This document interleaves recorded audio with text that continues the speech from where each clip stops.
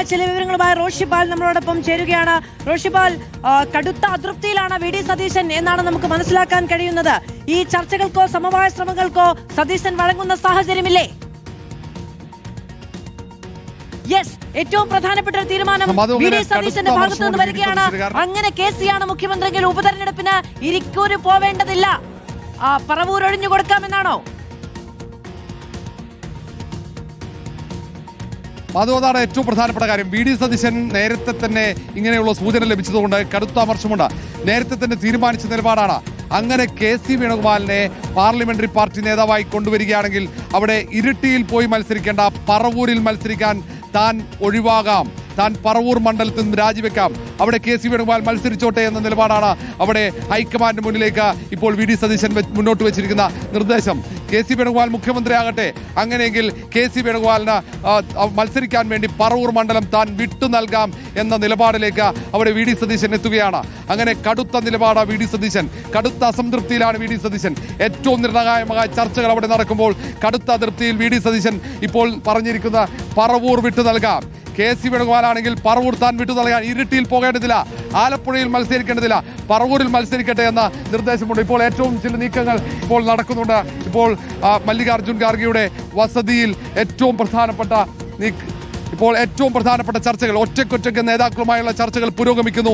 6:30-കകം പ്രഖ്യാപനം എന്ന സൂചനകൾ പുറത്തുവരുന്ന ഘട്ടത്തിലാണ് പറവൂർ മണ്ഡലം ഒഴിഞ്ഞുകൊടുക്കാം വേണമെങ്കിൽ എന്ന് അവിടെ ഹൈക്കമാൻഡ് മുന്നിൽ വി.ഡി. സതീശൻ മുന്നോട്ട് വെച്ച നിർദ്ദേശം. അത് സന്തോഷത്തോടെയുള്ള നിർദ്ദേശമല്ല, നിരാശയിലും അതൃപ്തിയിലുമാണ് ആ നിർദ്ദേശം വി.ഡി. സതീശൻ മുന്നോട്ട് വെക്കുന്നത്. കാരണം കടുത്ത അതൃപ്തിയാണ്. താൻ തെരഞ്ഞെടുപ്പ് പ്രചാരണം നയിച്ചിട്ടാണ് ഭരണം ലഭിക്കുന്നത്. 100 സീറ്റ് താൻ പറഞ്ഞു, ആ 102 സീറ്റോടെ അധികാരത്തിലെത്തുന്നു. അങ്ങനെ കഴിഞ്ഞ കാലങ്ങളിൽ പണിയെടുത്ത് അധികാരം പോകുമെന്നാണ് പറഞ്ഞിരുന്നത്. ജയിച്ചാൽ കെ.സി. ആണെങ്കിലും വനവാസം എന്നാണോ?